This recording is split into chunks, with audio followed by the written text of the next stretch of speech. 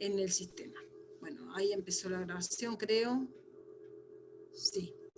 Bueno, la consulta de Elías sobre si un estudio cualitativo puede tener variables cuantitativas o viceversa, hay un concepto allí que a mí me gustaría aclarar.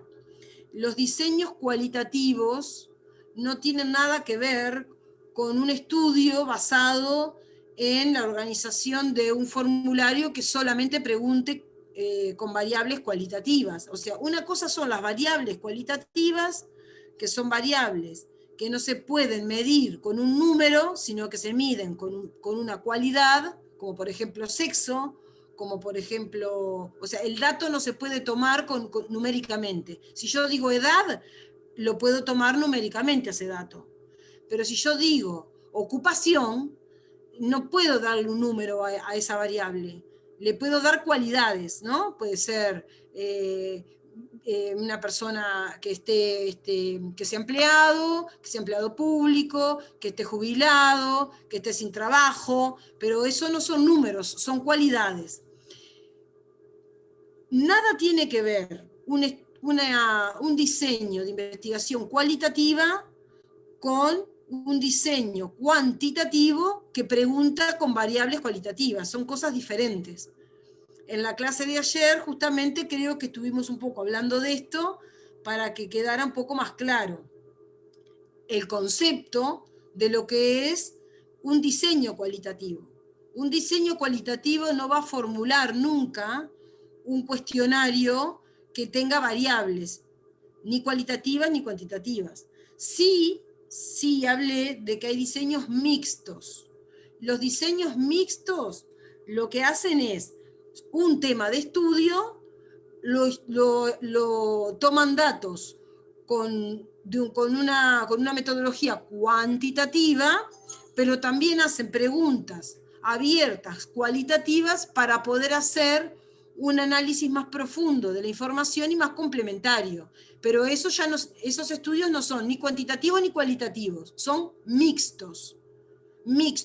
Los estudios cualitativos generalmente son estudios que van más a la interpretación de información a través de la obtención de textos, de la observación, que puede ser observación de fotos, observación de videos, pero no utiliza la misma manera de recabar información que utilizan los métodos cuantitativos. Esto no sé si aclara la duda que tenía Elías, y si ustedes ayer, cuando hablamos de esto, les había quedado alguna duda, si ahora les queda más claro. Los escucho. Sí. Veo que Elías no está en línea. Bueno, espero que cuando Profe, pueda... dice que... Ah, no, perdón, Elías está lo veo en escribió línea. en el chat, sí. Ah. Dice que no puede hablar. Ah, bien. Pero que escucha. Está. Entonces, a ver que el chat. Vamos a mirar el chat, que no acá. Entonces, aquí. Bien, bien. Entonces, Elías, contestame por el chat a ver si te quedó más claro ahora este concepto. Bien. Está. Bueno, dicho eso, que a Matías le quedó más claro, ahora bueno, vamos a continuar con lo que teníamos planificado para el día de hoy. Vamos a retomar algunas cuestiones que tienen que ver con los diseños cualitativos en cuanto a la validez, que ayer algo hablamos. Yo quiero compartir la pantalla, a ver, aquí. Ayer estuvimos hablando un poco de esto, ver pantalla completa. Un poco sobre los diseños cualitativos. Está mal la presentación porque la pasé a PDF y me quedó superpuesta. para tener un poco más claro cómo es esto de que los métodos cualitativos también tienen rigurosidad en cuanto a la información que producen. Bueno, entonces en función de esto quería repasar algunas cosas que vimos ayer. Una de las maneras de asegurar la confiabilidad y la validez de los resultados obtenidos a través de un método cualitativo es ver primero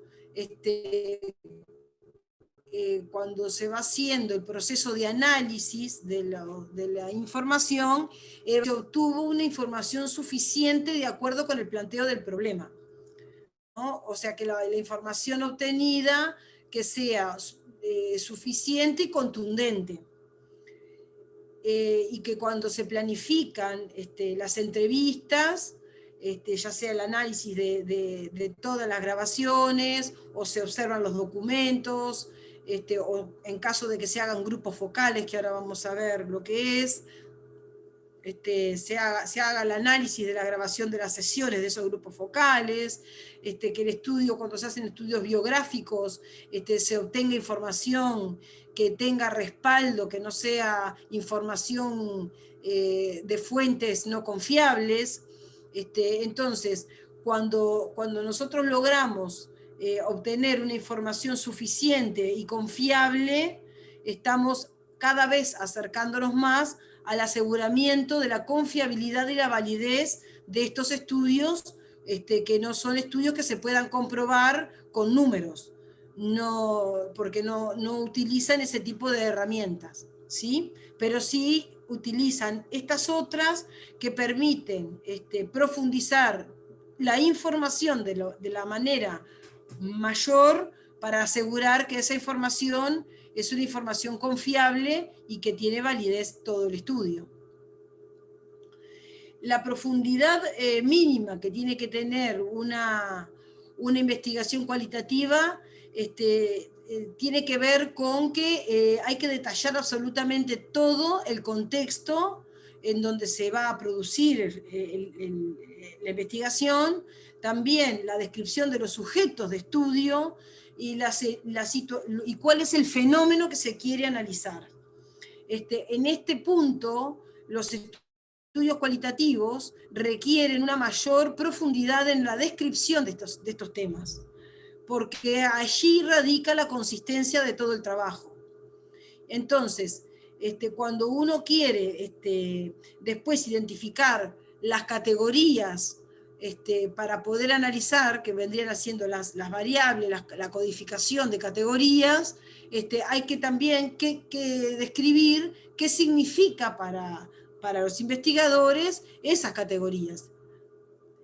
De los ejemplos como poníamos ayer, de que cuando se está haciendo un análisis de una entrevista, es muy importante llevar el registro de los momentos, de lo que pasa en un cuaderno, en un libro de notas, ver bien cuáles son las pausas, qué cosas están expresando las personas entrevistadas, y todo eso hay que ir describiéndolo para luego hacer un producto de un resumen final que sea contundente. ¿Sí? Bien. Todo eso que hablamos de las barreras, profe, ¿Hola? y el entorno. Escucho bajito. Ah, perdón, todo eso que hablamos del entorno y las barreras y demás. Exactamente. Exactamente. Eso hay que describir todo. Hay que conocer el lugar, el territorio, para poder describirlo. Entonces, la fase preparatoria de la investigación cualitativa es sumamente importante. De lo que hablábamos ayer, ¿se acuerdan? Esa fase preparatoria de reflexión y de contextualización, de utilizar mucha información, buscar mucha información sobre el tema para poder tener un marco conceptual y también un marco filosófico bien planteado, y eso tiene que estar bien expresado en el proyecto de investigación. ¿Bien? Y luego, una de las cosas que son centrales dentro de este proceso para poder darle credibilidad es el método de triangulación, que ayer lo vimos, pero esto es fundamental para poder darle confianza a quienes utilicen el producto de nuestro trabajo, de una investigación. Entonces, ¿qué es la triangulación? Bueno, y aquí ayer lo hablamos, ahora lo planteamos. Puede ser la combinación de diferentes elementos, entre ellos puede ser combinación de 2 o más teorías, o más fuentes de datos, métodos distintos de investigación que contribuyan a darle consistencia al estudio y al problema que se está estudiando, y también tratar de ver, de buscar otras, la intervención de otras personas, otros investigadores que no estén contaminados con nuestro proceso y que puedan hacer su propia lectura y su propio análisis para hacer una devolución que dé consistencia y trate de controlar la subjetividad que conllevan este tipo de trabajos, ¿sí? Esta combinación de métodos sobre un mismo estudio, o un objeto de estudio, permite abordar mejor el fenómeno que se está investigando y darle más consistencia a los resultados. Estas estrategias de triangulación, las hablamos ayer, son de datos, de investigadores, teórica o metodológica. La triangulación de datos está relacionada con el espacio en el que ocurre, al espacio en el que se recurre a la población, ¿no? Ver que la población sea heterogénea para aumentar la variabilidad de las observaciones, y de esta manera se evitan algunas cuestiones como son los sesgos de las unidades de análisis, porque si entrevistamos personas que más o menos todas han tenido las mismas situaciones o las mismas experiencias o con un mismo perfil, podemos caer en el error de que esa información en realidad es una información sesgada.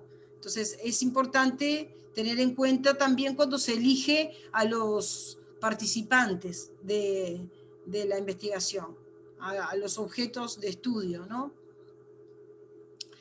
La investigación la triangulación con respecto a los investigadores, lo que hace es lo que se utilizan diferentes observadores, ¿no? Lo que decía recién.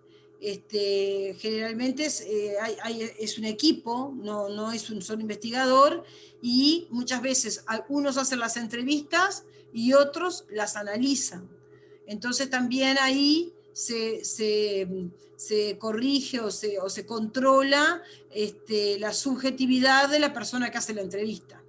Este tipo de triangulaciones da garantías de calidad y de validez a los datos, porque permite o elimina la posibilidad de que una sola persona sea la que hace la lectura y el análisis. Otra forma de triangulación está basada en analizar los datos desde diferentes perspectivas teóricas. Entonces, esos datos que se analizan desde diferentes perspectivas orientan a la producción de resultados que sean más consistentes con respecto a que no está condicionada a una sola perspectiva. Entonces, eso también garantiza y da garantías de validez. De validez interna, siempre estamos hablando de validez interna, porque la validez externa en estos estudios cualitativos no tiene razón de ser. Recuerdan que hablábamos ayer que lo que importa es conocer en profundidad un fenómeno en un momento determinado o en un grupo determinado, pero no generalizar hacia otro momento o hacia otras poblaciones.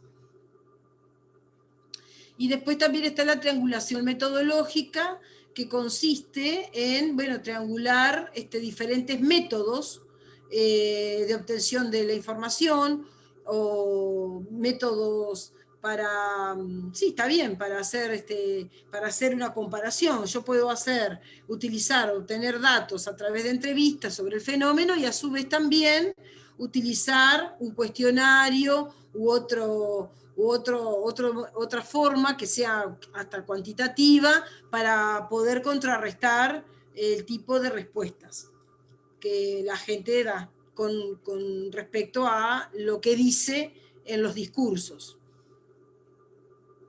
Bueno, un poco quería traerles esto para cerrar el tema de la importancia que tiene la triangulación y darle garantías de rigurosidad a este tipo de trabajos. Bien, ahora voy a compartir con ustedes otro documento que tengo que ver cómo hago para salir de aquí, que no me doy cuenta. Qué terrible. Tendría que... ¿Capaz dejar de compartir, profe? Sí, y volver a compartir.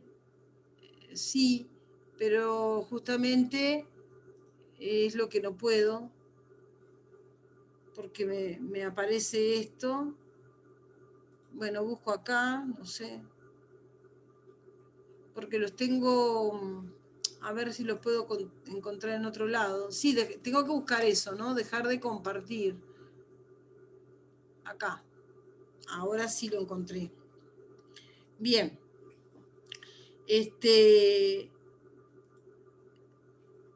Ahora vamos a ver, archivo, no. Archivo, ver.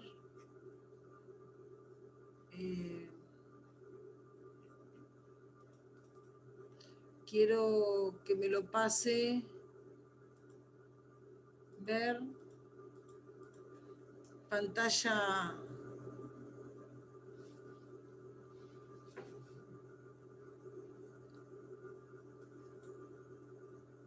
¿Cómo hago para que esto me lo pase como el otro?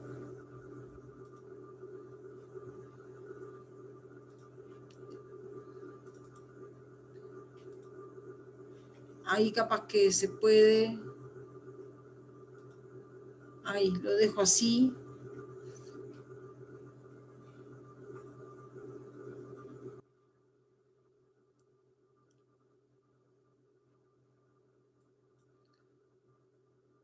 No sé cómo salir de aquí.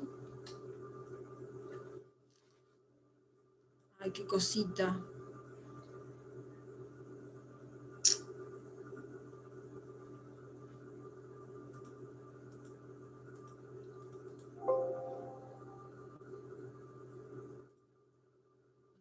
Estoy haciendo cualquier cosa y no puedo encontrar para compartir con ustedes.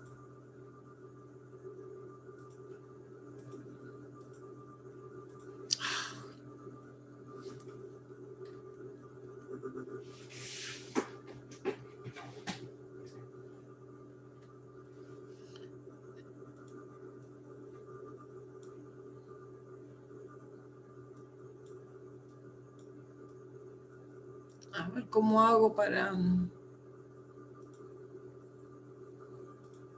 Profe, si ya tiene el archivo, tendría que volver a entrar al Zoom y Sí, compartir. es que lo que no puedo hacer es eso, no sé por qué. No me deja. No me deja entrar al Zoom y quiero sacar este archivo de aquí, no puedo tampoco. Quiero ir para atrás y no puedo. Archivo. Es como que tuviera una foto, parecería, pero no es una foto.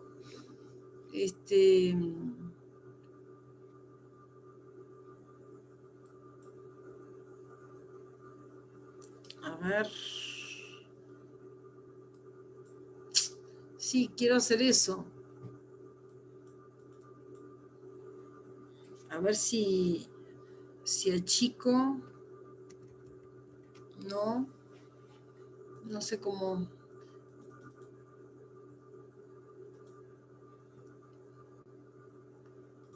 Es que no me deja hacer mucha cosa. A ver si aquí puedo, no sé, no me deja salir de aquí. Abrí el archivo y ahora no puedo entrar al Zoom porque, o sea, lo tengo ahí, pero no puedo Me ocupó toda la pantalla, no sé cómo hacer. A ver.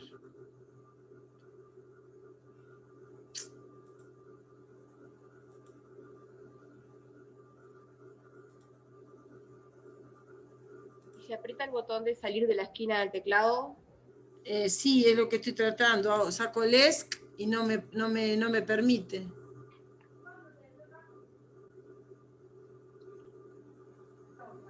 ¿A nosotros nos ve, profe? No, porque no, Al yo Zoom.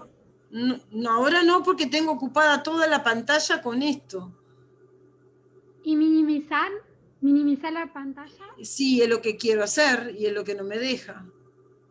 No, porque no veo dónde está. Capaz que me quedó.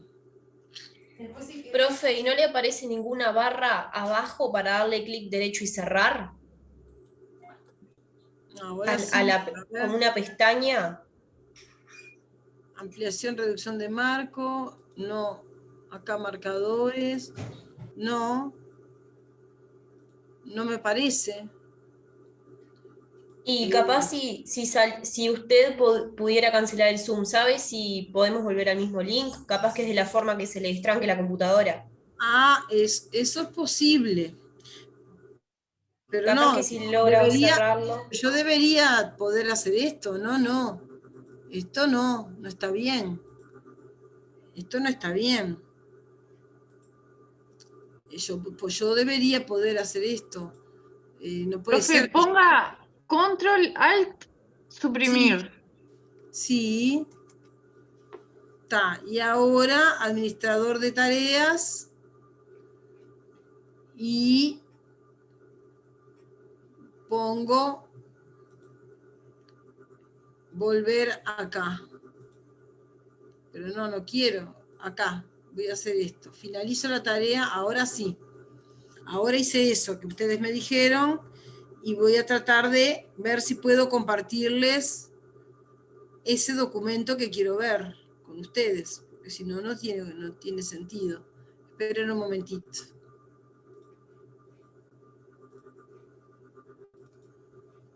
Ahora sí. Y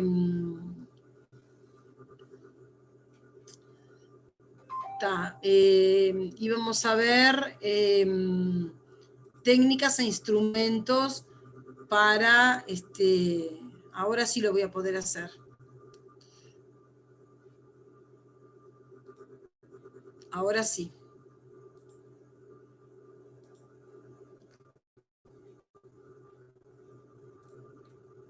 Entonces ahora sí, ver, pantalla completa y ahora sí. Ahora sí. Bueno, me costó, pero llegué. Gracias. Bueno, con respecto a cómo son las técnicas para obtener información de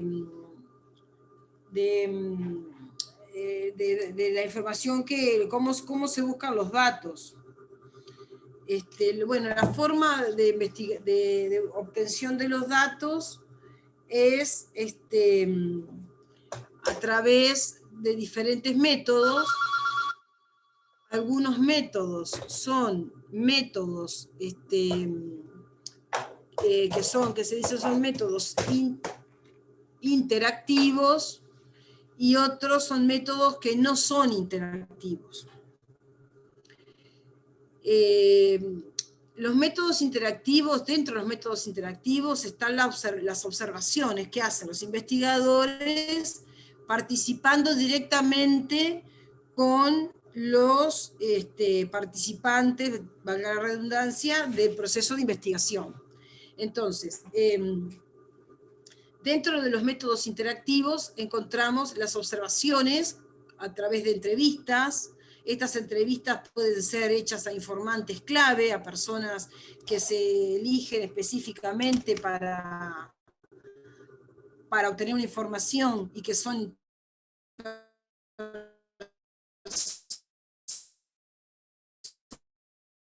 personas que tienen mucha experiencia en el tema, ¿no? del tema a estudiar. Por ejemplo, si quiero estudiar sobre cultura organizacional, me está diciendo que tengo una conexión un poco baja.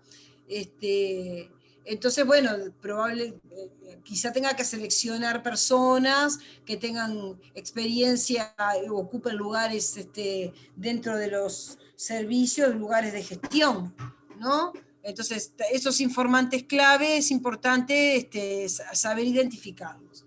Después también pueden hacerse entrevistas a grupos, se llaman grupos focales.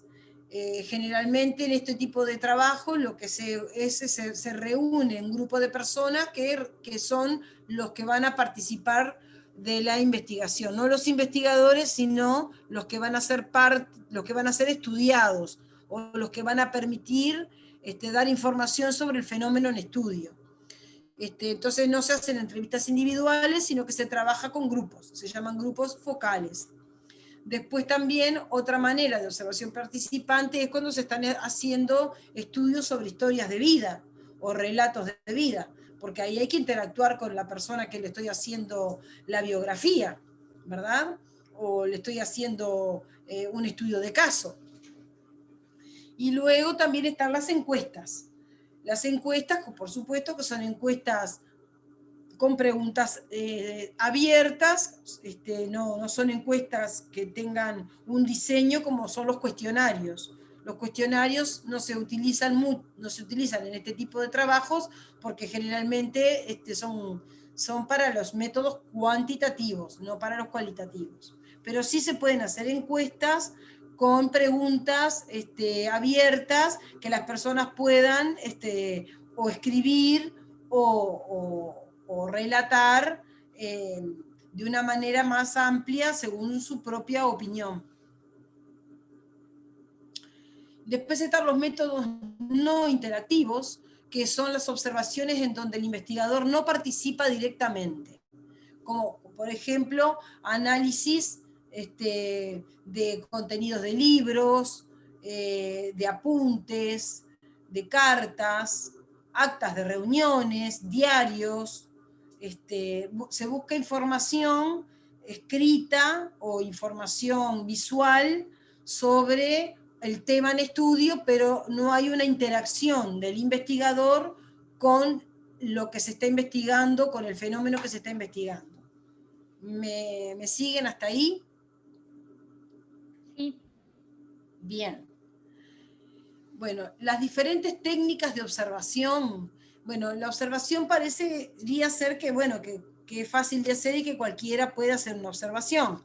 Sin embargo, cuando estamos haciendo una observación con fines de investigación, hay que hacer una planificación y hay que tener también una práctica. Hay que tener una experiencia, un ejercicio de cómo hacer este tipo de observaciones. Entonces, las observaciones pueden ser observaciones estructuradas, en donde hay un proceso de interacción entre, por ejemplo, profesor-alumno, entre el investigador y los investigados, ¿no? Y donde hay determinadas categorías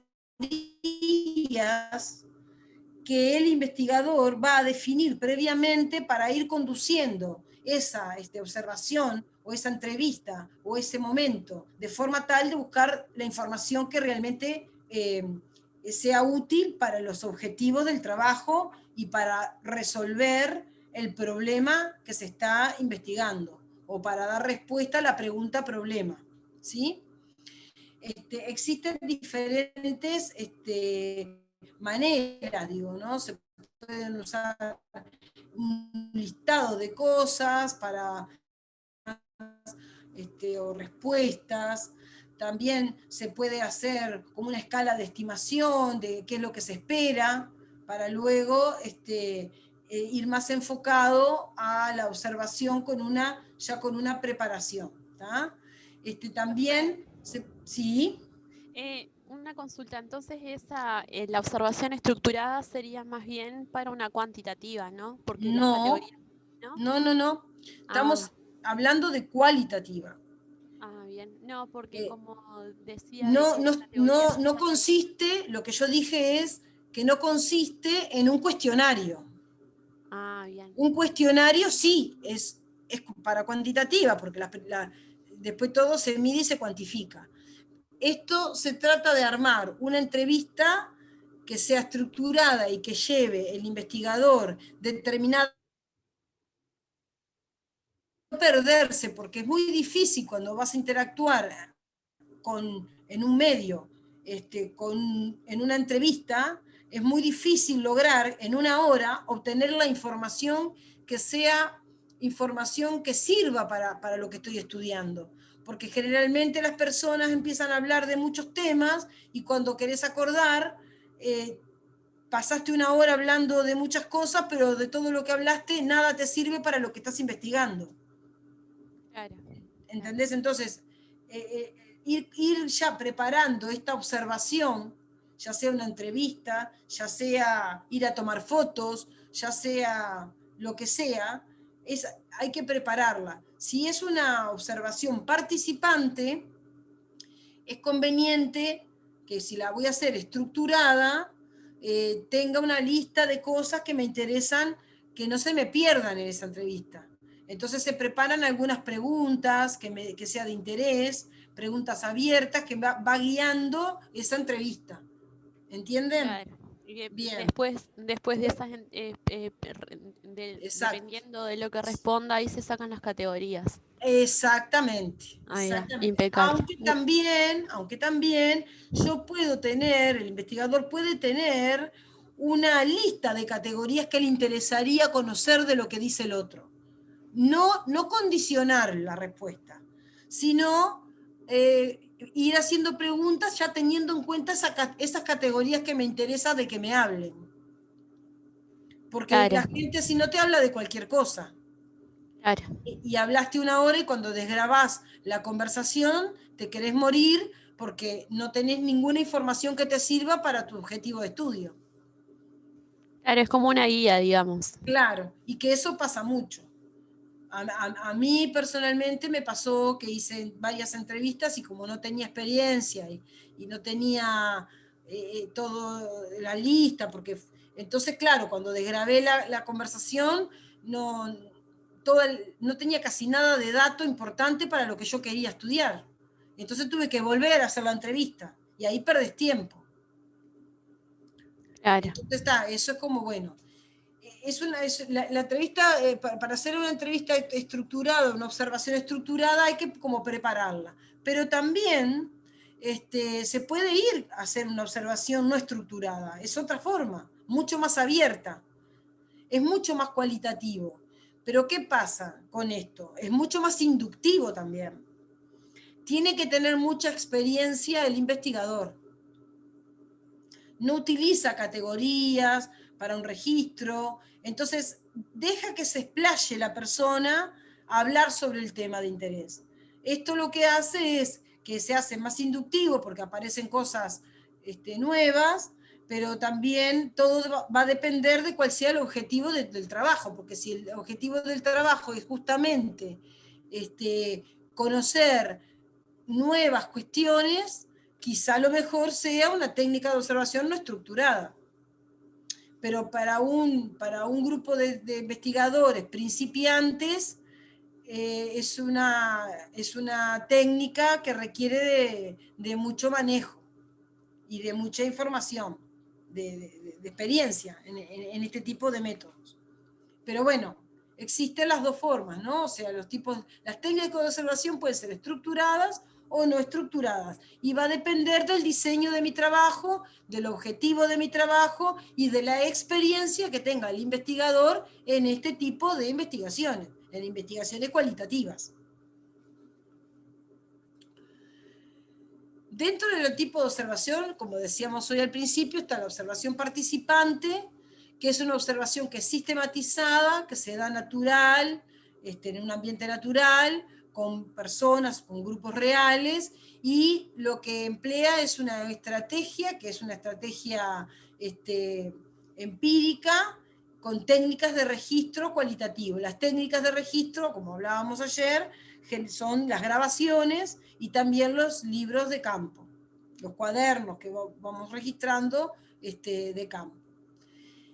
siempre cuando es un equipo con poca experiencia en investigación cualitativa, es conveniente que vayan 2 personas a hacer esas entrevistas, porque una persona hace la entrevista y graba, y la otra persona toma notas y observa. ¿Entienden? Generalmente se hace así. Bueno, después es importante que el investigador esté integrado al problema y al lugar y al sistema donde va a actuar, donde va a ir a hacer el estudio. ¿tá? Y que bueno, y que es importante que se pueda tener una definición propia sobre cuáles son las limitaciones con las que se puede encontrar, o las limitaciones propias que tiene en el abordaje de determinada situación. Y bueno, luego se hace una construcción teórica sobre todo este asunto. O sea, no es que voy, observo o grabo y nada más. O sea, esto tiene que ver con lo que hablábamos lo que hablamos ayer y hoy, ¿no? De que los métodos cualitativos tienen mucha rigurosidad y que a veces son mucho más difíciles de realizar que los métodos cuantitativos. Sobre todo porque hay mayor experiencia en los métodos cuantitativos que los cualitativos. ¿Qué se espera de la observación participante? Bueno, se espera la recolección de material, la acumulación de descripciones o la búsqueda de documentos. Lo que se busca es inventariar cuestiones sobre la diversidad del asunto, ¿no? La diversidad humana, las cuestiones sociales, a través de estas estrategias. En cuanto a lo que hace un observador no participante, aquí el investigador no va a ejercer ninguna influencia ni no va a entrar en interacción con los demás, con los integrantes con otras personas en realidad. No va a ejercer ningún impacto sobre el escenario en donde se va a desarrollar la investigación, no tiene ningún tipo de relación con los participantes y no forma parte de los fenómenos que se estudian. En general, este observador no participante puede ser una de las personas que puede hacer la triangulación, por ejemplo, o también hay métodos de observación no participante, como por ejemplo las técnicas de fotografías o las técnicas de análisis de documentos, en donde el que observa el fenómeno no está participando directamente en la situación donde se están dando las cosas.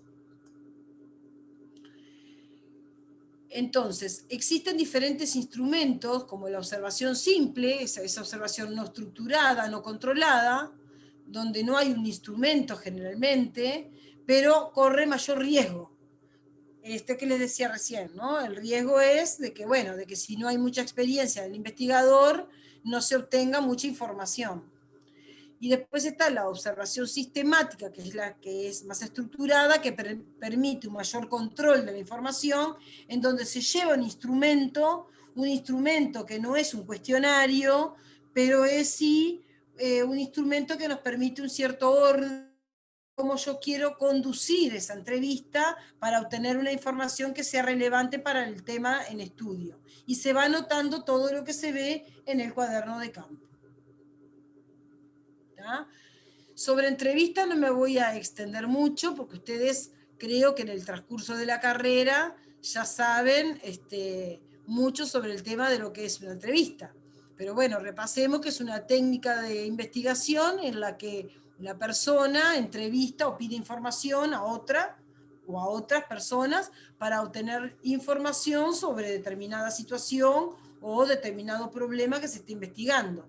Y desde una perspectiva constructivista, la entrevista es una relación social, de manera que los datos que provee esta entrevista, o sea, en esta interacción entre el entrevistador y el entrevistado, son la realidad que se va construyendo en conjunto en ese encuentro. ¿tá? Y los fines que tiene esta entrevista son bueno, sugerir hipótesis en el caso de un estudio cualitativo, porque no pretende probarlas, pero sí pretende sugerirlas para estudios posteriores, recoger datos sobre información relevante y también para dar comienzo a una investigación. Es importante la comunicación y cómo se produce esta comunicación entre el investigador y el sujeto de estudio. Digo, porque hay veces que hay respuestas que son verbales, pero también hay algunas que son gestuales, entonces hay que estar muy atento a esta interacción y a cómo se da también esa comunicación no verbal, ¿no? Y lo que permite esta entrevista es obtener una información que es completa, puede aclarar interpretaciones erróneas sobre un problema o sobre una situación y puede ser utilizada por cualquier persona, con cualquier persona, y viendo también no solamente, ya les digo, la expresión hablada, sino también la expresión gestual, ¿no? Las reacciones, los gestos, las pausas, los tonos de voz, y eso se va registrando en el cuaderno de campo a medida que se va haciendo el proceso interactivo. Bueno, esto ya lo vimos, que hay entrevistas estructuradas, no estructuradas, no voy a detenerme en esto. Bueno, las tipos de entrevistas que pueden ser dirigidas en profundidad o directiva. Las entrevistas directivas se llevan a cabo siguiendo un esquemita que nos permite hacer algunas preguntas y se va siguiendo un esquema de respuestas. Después está la entrevista dirigida, en donde se hacen preguntas más concretas y dando un poco margen a las respuestas. Entonces luego se analiza lo que las personas responden en forma cualitativa, ¿no? Y después están las entrevistas en profundidad, que sirve para obtener una información más inductiva, donde se va a ir más a asuntos vinculados a lo que las personas desean expresar y tratar de dirigirlas, sí, pero no con preguntas que les limite la respuesta, sino con preguntas abiertas que le permita desplayarse y hablar sobre lo que siente, sobre lo que piensa, sobre cómo está viviendo o experimentando una situación. Cada una de estas maneras de obtener información va a tener una relación directa con el diseño metodológico. Si va a ser un estudio fenomenológico, si va a ser un estudio etnometodológico o un estudio etnográfico, o si va a ser un estudio de investigación-acción. Depende del tipo de diseño metodológico cuantitativo, es el tipo de herramienta que yo voy a usar para obtener los datos. Porque si yo voy a hacer un estudio fenomenológico sobre experiencias de vida, capaz que me voy a tirar más a una entrevista en profundidad que a una entrevista dirigida, aunque se podría hacer, pero asumo el riesgo de que voy a obtener quizá una información menor. Las entrevistas en profundidad son las más productivas para los estudios cualitativos, ¿tá? Se usa generalmente en los fenomenológicos, se usa en los estudios etnometodológicos, en los de investigación-acción, en los estudios de análisis crítico. El asunto es, bueno, poder manejar este tipo de entrevistas y no perder la profundidad, sí, ir a la profundidad, pero no perder el centro de cuál es el objeto de estudio, ¿no? Se usa en 4 campos básicos: en la reconstrucción de acciones pasadas, cuando voy a hacer un estudio biográfico, con análisis retrospectivos de determinadas situaciones de vida, en estudios también de representaciones sociales que tengan que ver con, bueno, con creencias, con valores, con determinadas formas. Esto tiene que ver un poco con la investigación etnográfica, ¿no? Después también en los estudios de interacción, como son, por ejemplo, los estudios de investigación-acción, donde a mí me interesa construir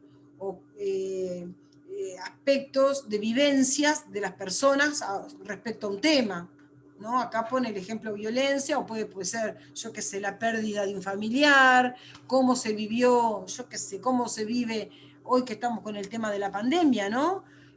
Qué interesante podría ser un estudio cualitativo, porque se sabe mucho de cuantitativo, porque si yo les hablo a ustedes hoy del COVID-19 y les pregunto qué es lo que saben sobre el tema, hay mucha información cuantitativa. Inclusive hay una aplicación que lo maneja el Ministerio de Salud Pública y que está disponible para toda la población, y sabemos cuántas personas están recuperadas, cuántas personas están cursando la enfermedad, cuántas personas están internadas en CTI, cuántas personas fallecieron. Es verdad, ¿no? Sin embargo, no sabemos cómo vivieron las personas recuperadas haber transitado por haber tenido el COVID-19. O tampoco sabemos cómo se sienten las personas que han perdido a un familiar a causa del COVID-19. Y sería interesante tener esa información, pero para tenerla deberíamos hacer estudios cualitativos. ¿Entienden? ¿Me van siguiendo? ¿Están ahí? Bien. Sí, sí, profe. Sí, clarito. Como un mismo tema de estudio puede tener estos diferentes enfoques y permiten complementar la información, ampliar la información. Y eso es muy enriquecedor. Pero bueno. Y bueno, y después están los grupos focales, que es una técnica en donde no se trabaja con una persona en una interacción tete a tete, sino que se trabaja con un grupo de personas donde se hace una reunión. Es una modalidad de entrevista grupal en donde el investigador guía el proceso de la entrevista, pero participan en esa entrevista todas las personas involucradas que están en el proceso de investigación. Entonces lo que se pretende aquí es que un grupo de personas que fueron seleccionadas previamente por los investigadores discutan sobre un tema, el tema en estudio. Y ahí se graba esos encuentros y se hace igual que si fuera con una persona. ¿Sí?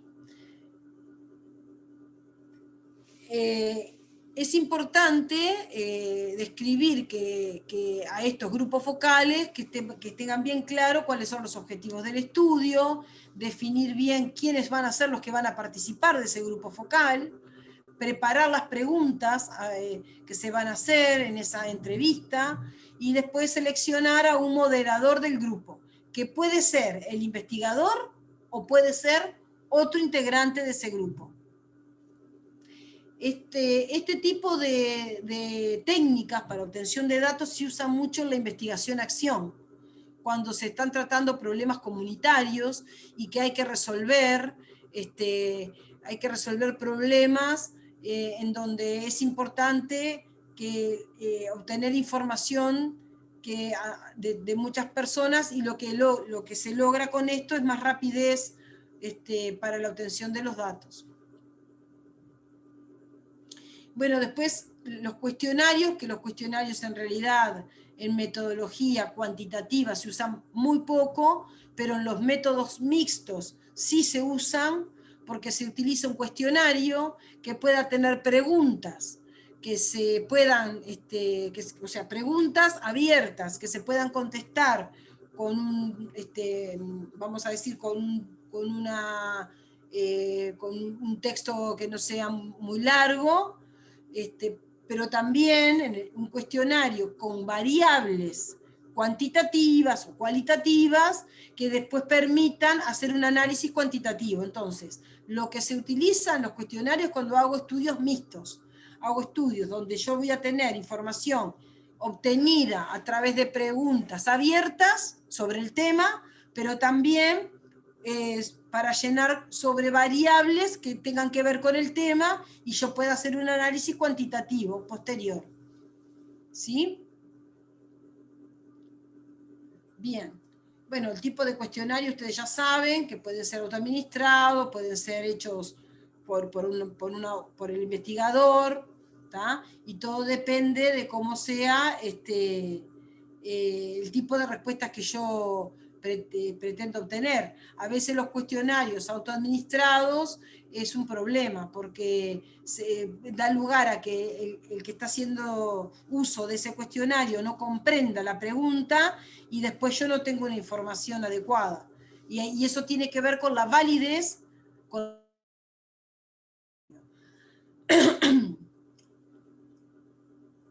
Bien. Después se pueden hacer entrevistas a informantes claves. ¿Qué tiene que ver? ¿Qué tiene de importante esto? A veces, cuando se está haciendo la fase preparatoria, el investigador se pregunta a quiénes debería entrevistar, según el tema que se esté estudiando, según el objetivo del estudio y cuál sea la pregunta de investigación. Entonces, ahí se debe discutir, generalmente, para poder ver bien cuáles podrían ser esos informantes clave. Y muchas veces los informantes clave surgen en la medida en que se van haciendo las entrevistas, porque se empieza a entrevistar a una persona y en la misma entrevista alguien dice, yo conozco a alguien que tuvo mucha experiencia con este tema, y ya el investigador toma esa información y va a la búsqueda de ese informante clave. O sea, deja que se chupe un poco. Dejala quieta. No se peleen, no se peleen. Bien.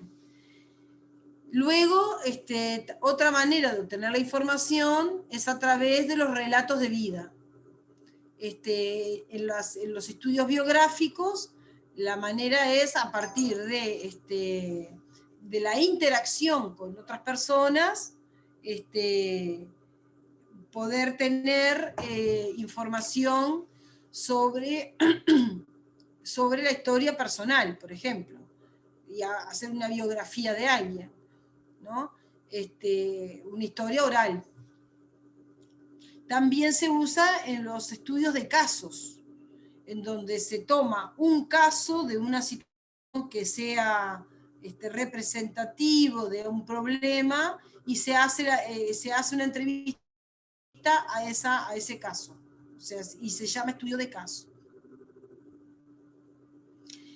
¿Qué limitaciones tienen las entrevistas? Que bueno, que muchas veces el entrevistado se siente implicado por los datos sobre lo que está informando y pueda tener miedo de decir cosas que no las exprese, entonces esa información es como parcial, ¿no? Después también puede tener la limitación de la incapacidad de la persona para dar datos, o que la parcialidad, ¿no? La persona que no recuerde algunas cosas, entonces no puede proveer información precisa. Bueno, luego tenemos los diarios de campo. El diario de campo es un instrumento que lo que permite es ir anotando, registrando la reflexión del investigador sobre el proceso, sobre la práctica del proceso de investigación. Entonces, esto lo que permite es ir viendo cómo la evolución y la puesta en escena del investigador a medida de que va realizando la obtención de los datos. Este instrumento tiene gran importancia para el análisis de los datos al final, para el análisis de los datos, para la descripción de los escenarios y para la valoración de la realidad que se está investigando. Algunos investigadores, escritores y promotores de la investigación cualitativa, como Schachtman y Strauss, consideran que los diarios de campo deben tener algunas sesiones claramente definidas, y ellos proponen cuatro puntos. Uno son las notas de observación, es decir, que se anote y que se registren los hechos que se observan y se escuchan, ¿tá? Con la menor cantidad posible de interpretación, tratar de ser objetivos en lo que se está transcribiendo allí de lo que se está experimentando. Luego son las notas metodológicas, que tiene que ver con registros de observación del propio investigador en su propio proceso metodológico, las dificultades que se le pueden presentar en cuanto a la metodología, sea de abordaje, sea de la entrevista, sea de, del momento de donde se decide hacer la entrevista, o sea, el escenario, que eso tiene que ver con la parte también de cómo montó la metodología para obtener la información. Después, otro punto que destaca es las notas teóricas, o sea, poner algunos apuntes teóricos sobre lo que se está percibiendo, sobre lo que se está produciendo, para lo cual, por supuesto, el investigador tiene que tener, lo que les decía ayer, bueno, un conocimiento profundo del tema y un marco teórico constituido y definido con el cual va a trabajar. ¿Tá? Que esto no es lo mismo que hacer inferencia de significado, sino que lo que pretende esto es, hacer referencia a los aspectos teóricos que pueden estar dando o no consistencia a la información que se está produciendo. Después, otro punto que se debe poner en este cuaderno de campo, en este diario de campo, son los memorandos analíticos, que tiene que ver con explicaciones detalladas sobre las inferencias o enlaces que pueden aparecer a nivel abstracto a partir de esas entrevistas. Entonces, eso es muy importante, porque si esas cosas no se anotan en el momento que se están produciendo, después esa información se pierde. Entonces, es muy importante que el investigador, además de estar grabando, lleve ese diario de campo con estos puntos y vaya anotando allí lo que está ocurriendo, y eso después va a ser parte también del análisis, ¿verdad? El trabajo de campo propiamente dicho, para la investigación es muy importante porque es empezar a tener un poco de conciencia del lugar y del momento en donde se va a ir a recolectar la información. Esto es tanto para la investigación cuantitativa como para la cualitativa. Cuando uno va a hacer un estudio de cualquier tipo, tiene que planificar el trabajo de campo, saber en qué momento se va a hacer, en qué ambiente se va a hacer, cómo se van a ir a buscar los informantes o los participantes de la investigación, ¿verdad? Determinar qué tipo de participación se va a hacer, tiene que haber un conocimiento del lenguaje, del lenguaje propiamente científico, pero también conocer,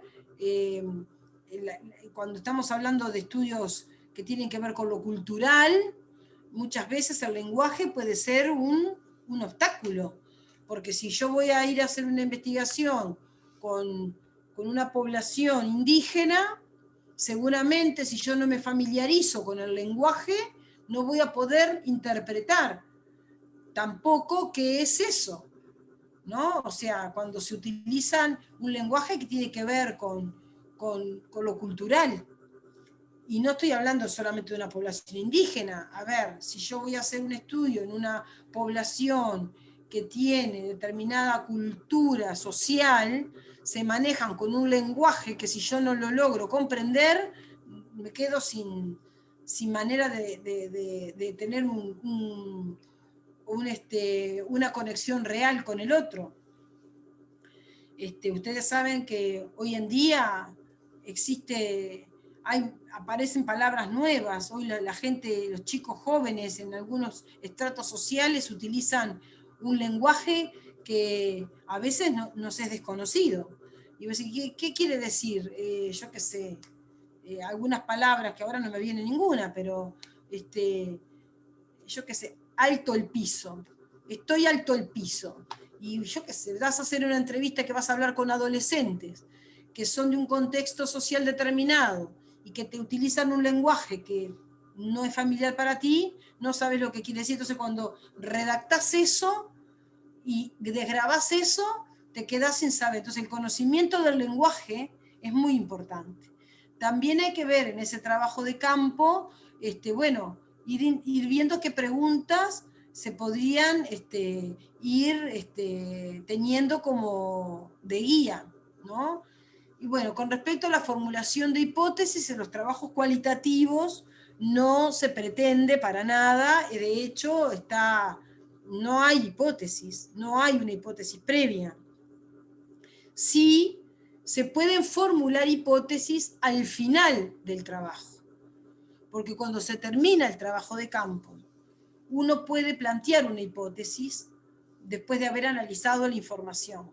Esas hipótesis no se van a responder con un trabajo cualitativo, se van a responder con un trabajo cuantitativo o mixto en una fase posterior, ¿sí? Generalmente los estudios cualitativos son muy enriquecedores y van a dar lugar a nuevas investigaciones porque dan lugar a la formulación de hipótesis como un producto final, no como una cuestión previa, ¿sí? Las hipótesis y los trabajos cualitativos generalmente son producto final del proceso. Y bueno, luego planificar las entrevistas, qué técnicas se van a usar, si se van a usar técnicas de grupos focales, o si se van a tomar fotos, o si se van a grabar videos. Y también llevar un registro de todas las observaciones y las notas de campo. Entonces, bueno, por aquí vamos cerrando el tema de la metodología cualitativa. No sé si con lo que hablamos ayer y con lo de hoy tienen dudas para plantear. Esta clase igual queda grabada, la van a volver a escuchar y vamos a tener un encuentro la semana que viene para evacuar dudas, que la vamos a planificar con tiempo. Yo les voy a poner en el foro de novedades el lunes en qué día y qué hora se va a realizar esa actividad de consulta y de evacuación de dudas. Vamos a pasar a otro tema ahora, pero quería saber si con esto hay alguna duda hasta el momento con respecto a este tema. No, profe. Por mi parte no. No, profe. Vamos bien. Sí. Bien de bien. Bueno, entonces ahora vamos a hablar sobre el protocolo de investigación.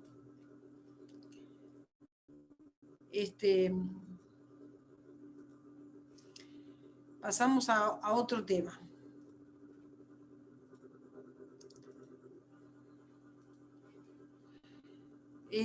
Bueno, el protocolo de, a ver si, ver, modo de lectura.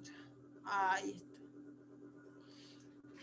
Bueno, el protocolo de investigación, ustedes saben que esta es la última metodología que tienen y próximamente les van a pedir que hagan una tesis de investigación con la cual ustedes, que después que terminen la tesis y también el internado, se reciben. Entonces, es importante, ya que esta es la última metodología, traer el tema del protocolo de investigación para que ustedes tengan algún manejo de la importancia que tiene su elaboración y cómo es que se construye. Entonces, bueno, vamos a ir viendo un poco las etapas de un diseño para elaborar un protocolo de investigación. El protocolo es un documento que expresa todos los elementos básicos que tiene una investigación. Esto me refiero a que ya sea un protocolo con un método cuantitativo o con un método cualitativo, ¿verdad? El protocolo siempre tiene que tener una determinada estructura. Y esa estructura está constituida por elementos básicos que todas las investigaciones deben tener para que tengan validez.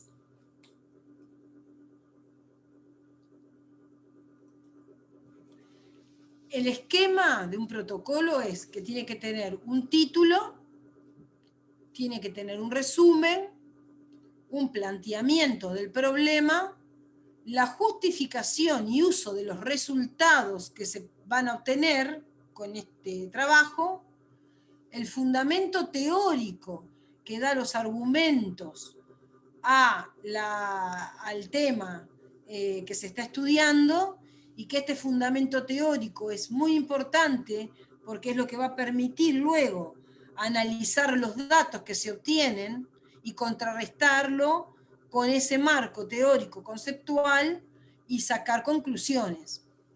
Y luego tiene que tener los objetivos de la investigación. En el asunto de la metodología hay un apartado que después de plantear los objetivos, se plantea el aspecto metodológico, o sea, ¿qué metodología voy a utilizar? Aquí es donde yo defino si yo voy a usar una metodología cuantitativa o si voy a usar una metodología cualitativa de acuerdo al problema que investigue y a cómo yo quiera obtener o qué tipo de resultados estoy persiguiendo. ¿Sí? Pero en la metodología el tipo y el diseño del estudio.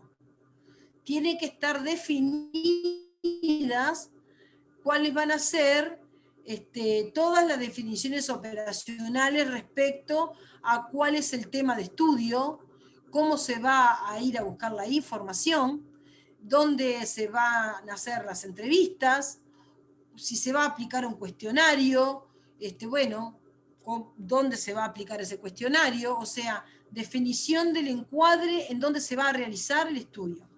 Luego tiene que tener el universo, o sea, cuál va a ser la población objeto de estudio y si se va a trabajar con todo el universo o si se va a tomar una muestra. Hay que definir cuál va a ser esa muestra, qué características va a tener, de qué manera se va a tomar la muestra, si va a ser probabilística, si va a ser no probabilística. Después hay que definir cuál va a ser la unidad de análisis y cuál va a ser la unidad de observación. También tiene que incluir los criterios de inclusión y los criterios de exclusión. ¿Sí? Luego, si el estudio es un estudio experimental o cuasi experimental, hay que definir cuál va a ser la intervención que se va a hacer. En los estudios descriptivos no corresponde, en los estudios cualitativos no corresponde, pero en los estudios experimentales o cuasi experimentales, pues en algunos estudios analíticos, si se va a hacer una intervención, hay que definirla en la parte de la metodología, qué tipo de intervención se va a hacer.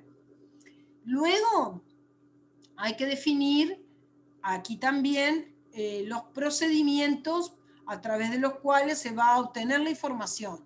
¿Qué instrumento se va a usar? Si se va a usar una entrevista, si se va a aplicar un cuestionario, si se va a hacer una obtención de datos a través de búsqueda de documentos, o lo que fuere. O sea, aquí hay que definir cómo se va a obtener la información, ¿sí? Y qué método se va a tener también en cuenta para el control de la calidad de los datos, o sea, la validación de los instrumentos. Después vienen cuáles van a ser los procedimientos para garantizar las cuestiones éticas dentro del proceso de investigación. Como ustedes ya saben, todo proyecto de investigación, todo protocolo, una vez elaborado, tiene que pasar por un comité de ética para su aprobación. Pero también hay que diseñar un instrumento que cada participante de la investigación dé autorización a participar de la misma, que eso es un consentimiento informado, que el grupo de investigadores tiene que diseñarlo y se lo tiene que entregar a cada participante para que sepa y autorice y acredite su participación en el estudio, dando su consentimiento. Bien, otra cosa que debe tener también la parte de la metodología es cuál va a ser el modelo de análisis de los datos. Si se van a hacer análisis cuantitativos, con variables cuantitativas o cualitativas, hay que decir qué método, si se va a usar una base de datos con un Excel, si se van a hacer análisis de datos estadísticos utilizando otro programa. Existen programas como el SPSS, como el PPSS, bueno, y también Excel. Y si es un estudio cualitativo que no va a utilizar el análisis de variables ni cualitativas, sino que va a utilizar análisis de textos, de documentos, va a utilizar otro tipo, existen también software que permiten el análisis de texto, como por ejemplo el Atlas-TIC es uno de ellos, el Ethnograph es otro, que es de uso libre, y que lo pueden bajar y se puede utilizar. Por supuesto que hay que estar familiarizado con el uso de estos programas. Si voy a hacer un estudio cuantitativo, tengo que estar familiarizada con el Excel, y si voy a estar haciendo un estudio cualitativo, tengo que estar familiarizado con estos software como el Ethnograph o como el Atlas-TIC, ¿no? Bien. La Facultad de Enfermería tiene un grupo de investigadores que están formados en investigación cualitativa y compró licencia para la utilización del Atlas-TIC, por ejemplo. Y a muchos docentes nos capacitaron para poder utilizar ese software, porque si no era imposible poder hacer el análisis de textos. Pero se puede hacer manual. A ver, así como en la estadística descriptiva se pueden hacer en forma manual los cálculos, también se pueden hacer el análisis de los textos en forma manual, pero si tenés un software que te lo facilita es mucho mejor. Y en el diseño del proyecto de investigación hay que decir de qué manera se va a hacer ese análisis de los datos. ¿Bien? Luego, ¿y qué programa se va a usar, no? Si es que se va a usar. Después hay que poner referencias bibliográficas, un cronograma de actividades, hay que estimar un presupuesto, y en los anexos se pone los instrumentos de recolección de información y los métodos o procedimientos que se van a utilizar en el caso de que haya una intervención, por ejemplo, en un estudio experimental. Bien. Desglosemos estos puntos. El título de la investigación. Bueno, el título de la investigación debe ser corto, preciso y concreto, y tiene que indicar, o sea, tiene que dar ya a conocer al lector, a quien lee eso, cuál va a ser el objetivo del estudio o cuáles van a ser las variables que se van a tratar de investigar en el caso de estudios cuantitativos, ¿sí? Si es posible, debería anticipar el diseño. O sea, el título podría decir, este es un estudio cuantitativo sobre las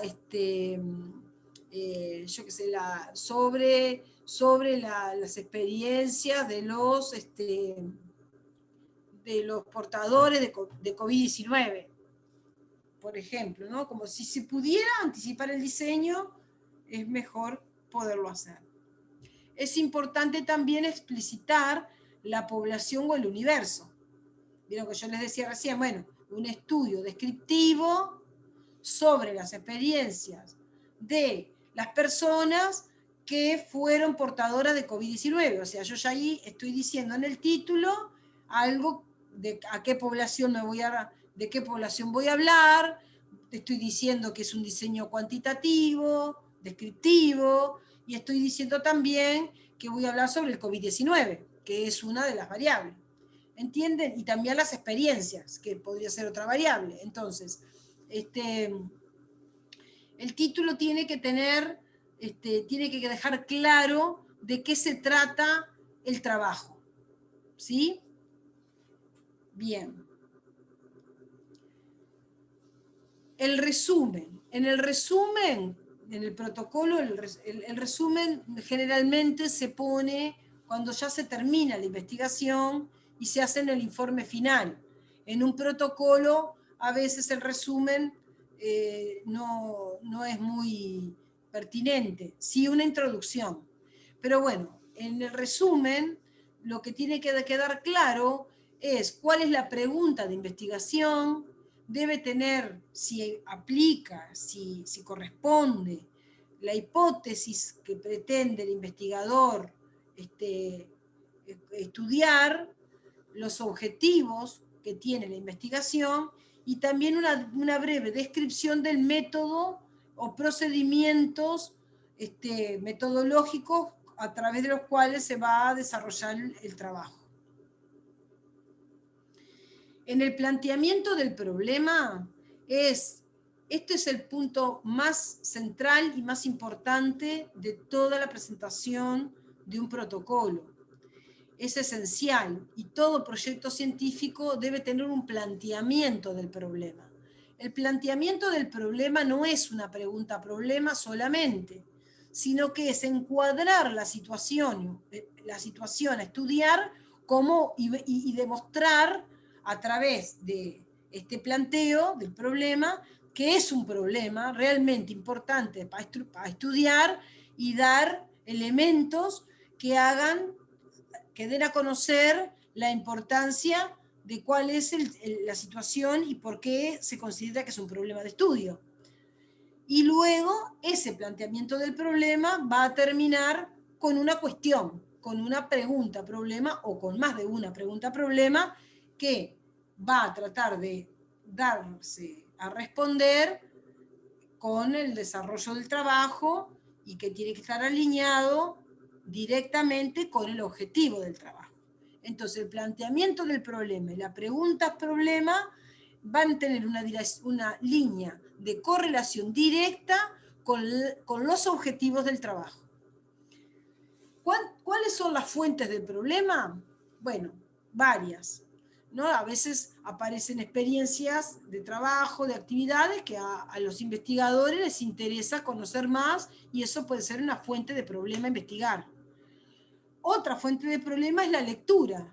Cuando uno lee mucho sobre un tema, empieza a surgir dudas y cosas sobre problemas que serían buenos investigar. Esto que les decía recién, tenemos mucha información sobre el COVID-19 respecto al número de personas que están afectadas, al número de fallecidos, a la cantidad de gente que se recuperó, a los departamentos involucrados, pero hay de todo lo que se lee del tema, pueden surgir dudas o áreas, vacíos de conocimiento que sería interesante poder conocer. Entonces, pues se puede plantear una investigación vinculada al tema que surge a partir de esta lectura sistemática y sobre el problema, ¿no? Y bueno, y después otra fuente de problemas son teorías que ya existen sobre determinados asuntos y que puedan generar dudas y que puedan ser modificadas. Esa es otra fuente de problemas. Es importante también valorar si el problema que creemos que es un problema vale la pena estudiarlo. Y ahí hay que pensar si es importante hacer un trabajo para investigar ese problema, qué beneficios va a traer el análisis del mismo o conocer más sobre el mismo, qué posibilidades reales hay de investigar sobre eso, porque quizás sea imposible poder investigarlo porque no se puede acceder a determinada información, entonces no es viable. Entonces se dice que el problema deja de ser un problema de investigación porque no es viable. También ver si hay tiempo, si hay disponibilidad de los sujetos, si hay recursos económicos, si existen instalaciones y equipos suficientes para investigar el problema, qué experiencia tiene el investigador para desarrollar un problema e investigarlo, y si éticamente se puede realizar. Entonces, todo esto hay que valorarlo previamente porque no se va a armar un protocolo de investigación sobre un problema que no puede ser un problema porque no puede ser investigado. Y también hay que ver qué interés tiene para el investigador, ¿verdad?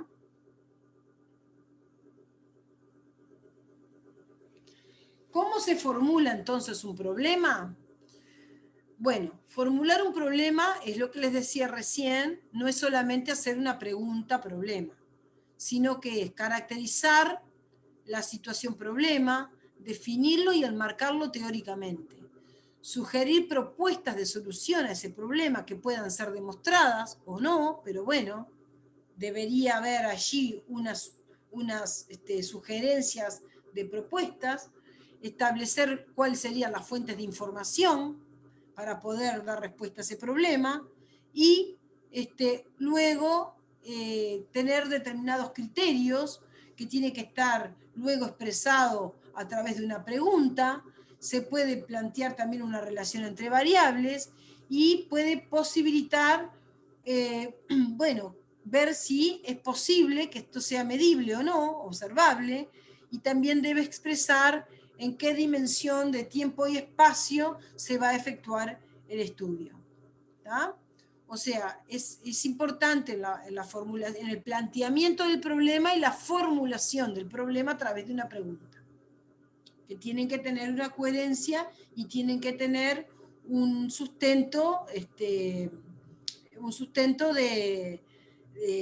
que sea viable. Generalmente un problema se formula a través de un interrogante. Primero se hace el planteamiento y después se hace el interrogante, ¿no? Bueno, aquí les dejo algunos ejemplos, no me voy a detener en eso porque ya lo veníamos hablando recién. El planteamiento del problema debe brindar un argumento convincente de que los conocimientos disponibles no son suficientes sobre el tema. Entonces, es importante profundizar sobre el asunto. Este argumento tiene que también tener la posibilidad de poder ser sometido a una prueba, o sea, de que pueda ser medido o que pueda ser investigado a través con una investigación cualitativa, pero tiene que tener la posibilidad de poder ser factible, de ser investigado, ¿tá?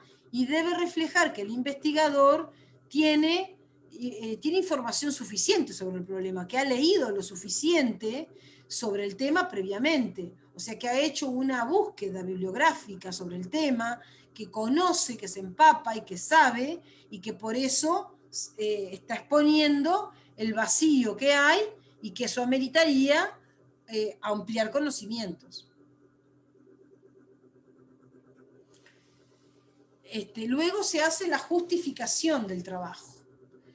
La justificación del trabajo es la importancia que va a generar la realización del mismo con respecto a los resultados que se puedan obtener.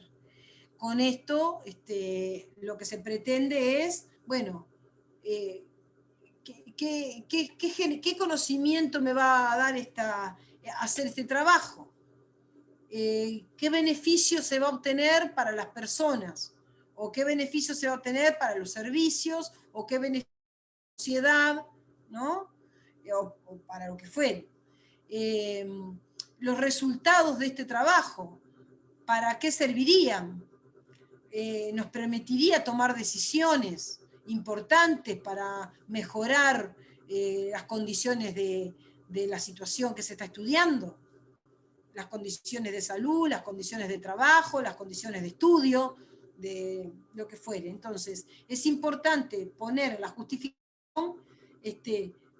por qué ese vacío de conocimiento que justifico yo en el planteamiento del problema, ¿qué me va a aportar para mejorar la situación de estudio?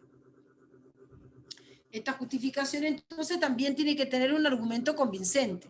Y este argumento va a estar directamente relacionado con la cantidad de información que maneje los investigadores.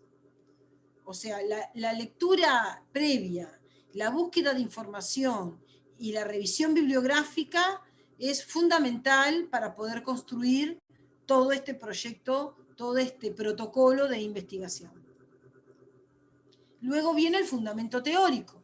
El fundamento teórico es todo aquello que me respalde los conceptos y las argumentaciones que se están planteando en el problema en estudio, ¿verdad?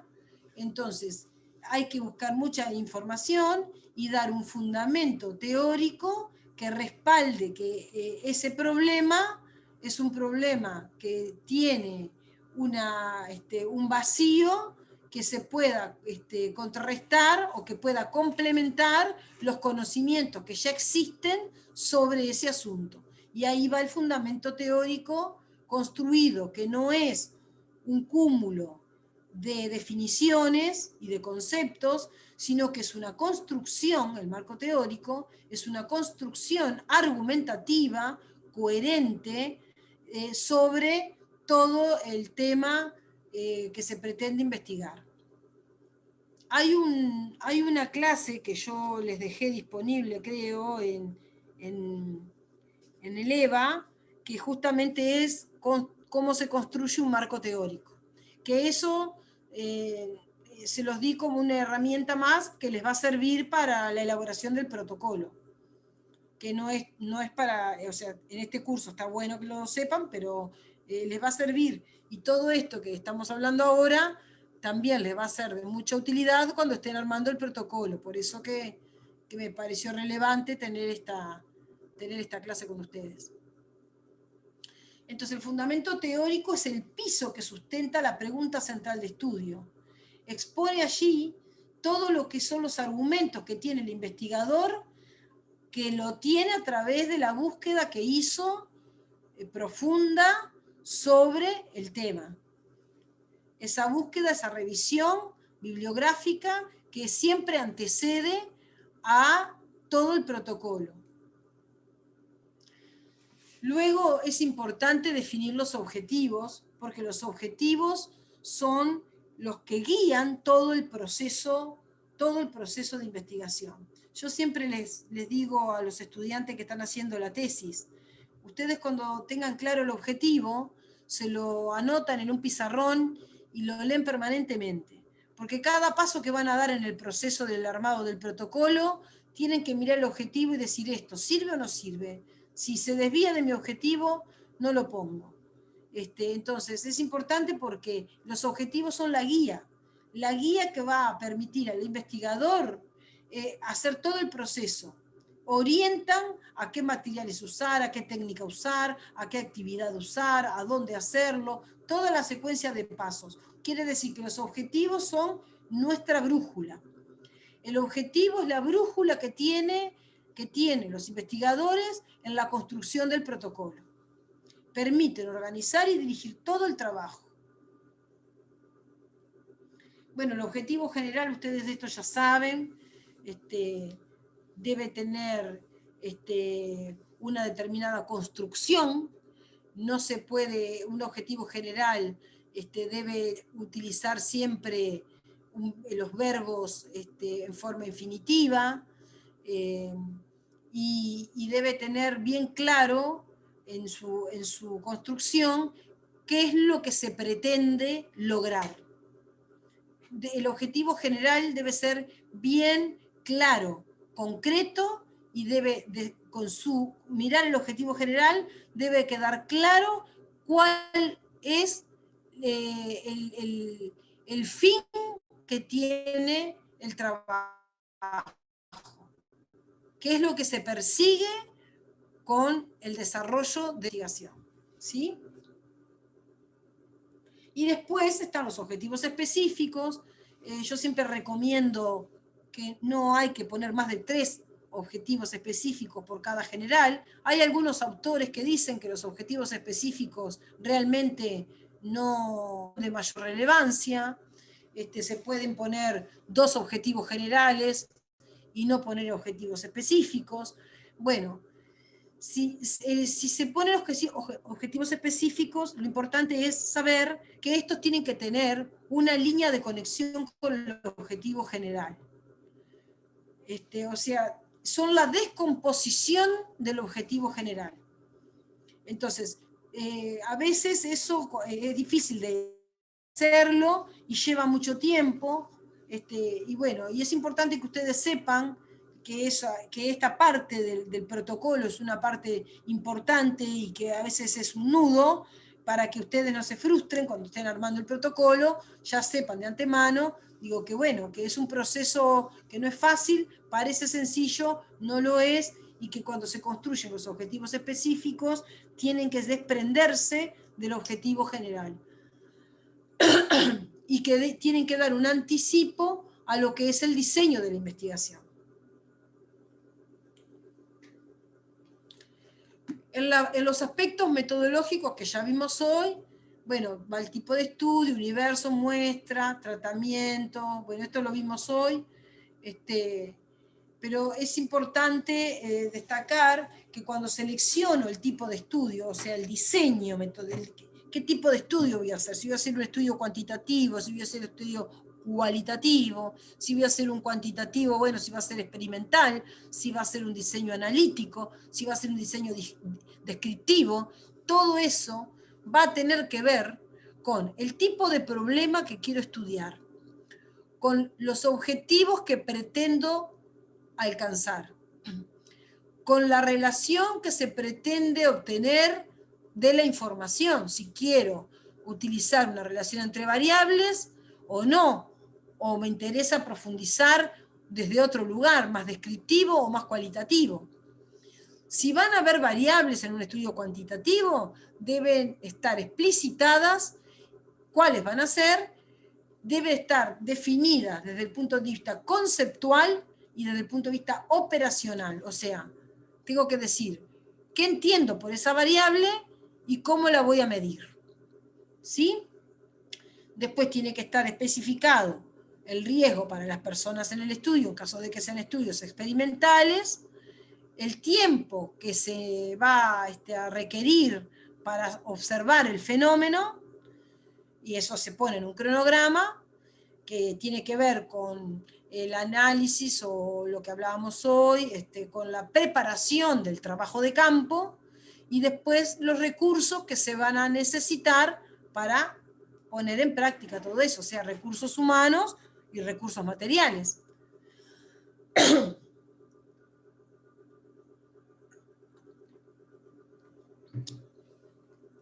Bien. Después tengo, en la parte de población hay que definir cuál es el universo del estudio. Si se va a utilizar una muestra, hay que explicitar cómo se hizo la selección de la muestra, el tamaño de la muestra, si corresponde, ¿sí? Si es una muestra probabilística, si es una muestra no probabilística, no es necesario. Luego hay que definir cuál es la unidad de análisis y cuál es la unidad de observación. Y definir los criterios de inclusión y de exclusión de los sujetos a estudio. O sea, definir cuáles serían los participantes y cuáles no. En cuanto a las variables, hay que ver, bueno, definirlas, si se va a hacer un estudio experimental, hay que clasificar cuáles van a ser la independiente y la dependiente. En el caso de que sean estudios descriptivos, no es necesario esto porque no corresponde. Los estudios descriptivos no tienen hipótesis, por lo tanto no hay una relación entre variables y no tiene sentido definir variable independiente e independiente. Solamente esto sí es para los estudios experimentales y para los cuasi experimentales. ¿Tá? Después sí hay que definir si la variable es cuantitativa o cualitativa, si se va a usar alguna escala de medición, todo esto tiene que estar incluido en el protocolo, ¿verdad? Deben estar definidos desde el punto teórico, o sea, la definición conceptual de la variable, y también la operacional, que es decir, bueno, cómo voy a medirla. En el caso de que requiriera hipótesis, el protocolo, bueno, las hipótesis se hacen en los estudios experimentales también, en los cuasi experimentales, no se hacen en los estudios descriptivos. Bueno, en los estudios cualitativos ya decíamos hace un rato, les decía hace un rato, que no hay hipótesis. Las hipótesis pueden ser un producto final del proceso, pero no hay a priori. Pero en los estudios experimentales sí que hay hipótesis, y en el caso de que se haga un estudio experimental, el protocolo debe tener una hipótesis definida, y esa hipótesis debe estar bien explicitada.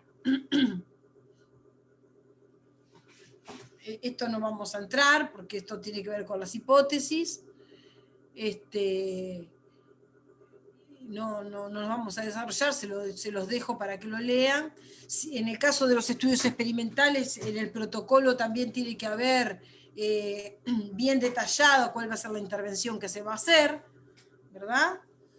Tiene que estar muy, muy explícita. En los estudios no experimentales, no, porque no hay intervención. Y en los cualitativos tampoco, porque la intervención no se considera experimental, sino que es una intervención de campo para obtener datos. Bueno, también hay que definir cuál va a ser el método de recolección de la información, si va a ser una entrevista, si va a ser observación, si va a ser cuestionario, y después cómo se va a medir.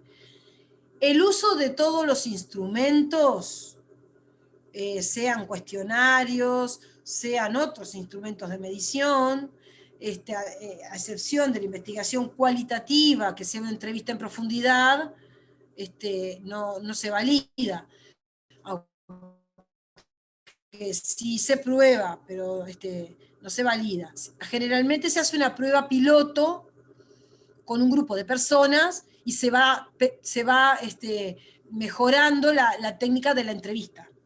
Pero cuando son estudios que llevan cuestionarios, en esa prueba piloto el cuestionario se aplica para luego ver si hay que modificarlo, porque hay veces que los cuestionarios no quedan claros, y entonces las respuestas son confusas, y eso da un error importante de validez del estudio.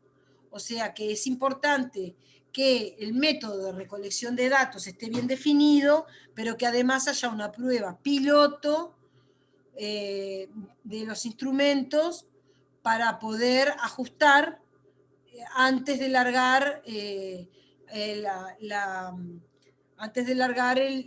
a salir a la recolección de datos a toda la población que esté en el marco del proceso, ¿verdad?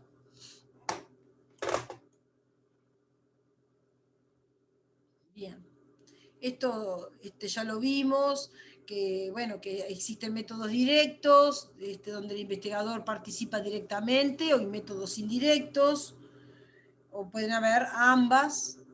Y bueno, después los riesgos que se pueden dar cuando nosotros hacemos un diseño que no corresponde ni al objetivo, ni a la pregunta problema, o tenemos un método de recolección de datos que no está acorde con el objetivo del trabajo, y ahí aparecen los riesgos de la validez, o sea, de la validez interna del trabajo, y de la confiabilidad también de ese trabajo. Entonces se hace un trabajo, se hace un protocolo que el comité de ética después lo cuestiona cuando hay estos problemas, porque no reúne las condiciones de confiabilidad y de validez en el producto que se persigue, o sea, en los resultados que se puedan obtener. Bien, es muy importante entonces, cuando uno va a elaborar un formulario, un cuestionario, una entrevista, ver bien la confiabilidad y la validez, y hacer esa prueba de campo, que es una prueba piloto. Esa prueba piloto se hace con un grupo reducido de personas que son parte de la muestra, y después de esa prueba piloto se hace un ajuste, si es necesario, por supuesto. Bien. Y bueno, después si no pueden aparecer sesgos, que son, bueno, que se usó un instrumento inadecuado, entonces toda la información que se construye después no va a tener confiabilidad, y los datos que se obtienen no se pueden utilizar para tomar ningún tipo de decisión, porque si hay algo que es importante también tener en cuenta, es que un proyecto o un proceso de investigación sirve para generar información, y esa información que se genera permite tomar decisiones. Pero si esa información es una información poco confiable, eso tiene que ver con la calidad, de cómo se construye todo el diseño del trabajo y cómo se prepara ese protocolo, que es esa tesis, para esa tesis que ustedes van a tener que hacer, bueno, en un tiempo nomás para adelante. Bueno, con respecto a los aspectos éticos, es importante que quede explícito el consentimiento informado a los pacientes y que tiene que pasar por un comité de ética, ¿verdad? Para que acredite que se pueda ejecutar. Ningún proyecto de investigación se ejecuta sin antes pasar por ese comité de ética, y hay leyes a nivel nacional que así lo determinan. Por lo tanto, todas las instituciones tienen un comité de ética, y si se va a trabajar con una población de cualquier institución, la institución, antes de autorizar la ejecución del proyecto, lo lee detenidamente y bueno, y ahí da la autorización o no. Bueno, eso es lo que les decía ahí. Y bueno, tiene que también tener un plan de análisis, que hoy lo decíamos temprano en el protocolo, qué tipo de programas se van a utilizar. Bueno, acá hay algunos, no los voy a poner en eso. Y después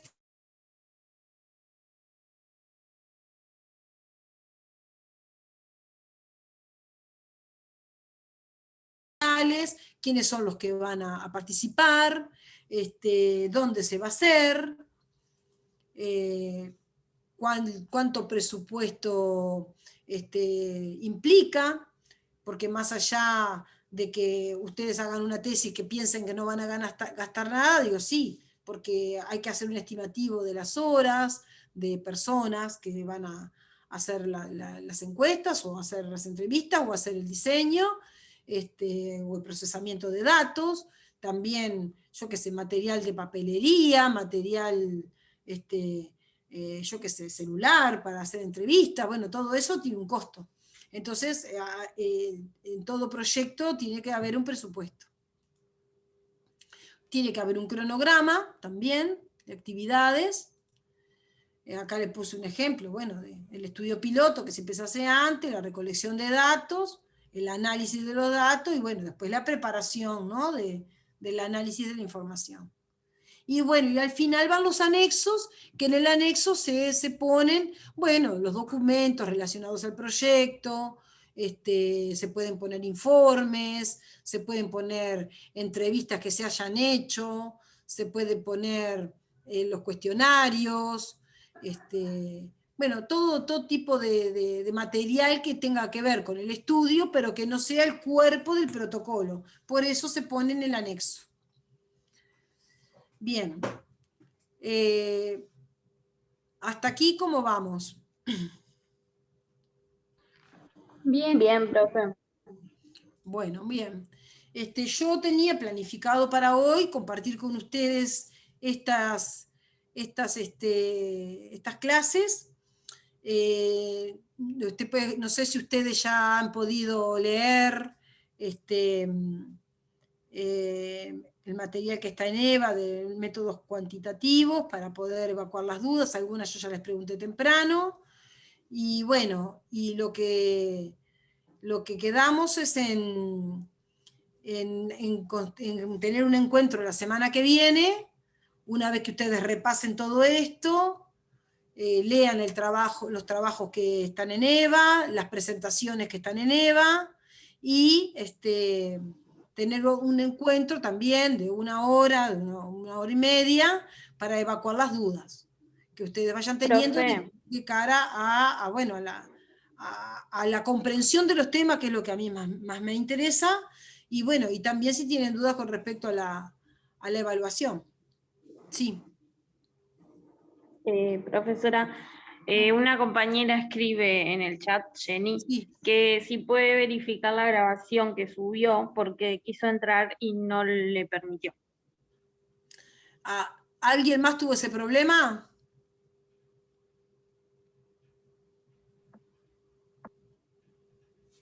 Hola, profe. Sí, yo también tuve el problema. No pudieron acceder, a la clase de Pide un ayer. código de acceso o algo así. Sí, te manda como al Zoom y te pide un código. Pide un código de acceso. Bien. Voy a intentar, porque ayer mi hijo me tuvo que ayudar.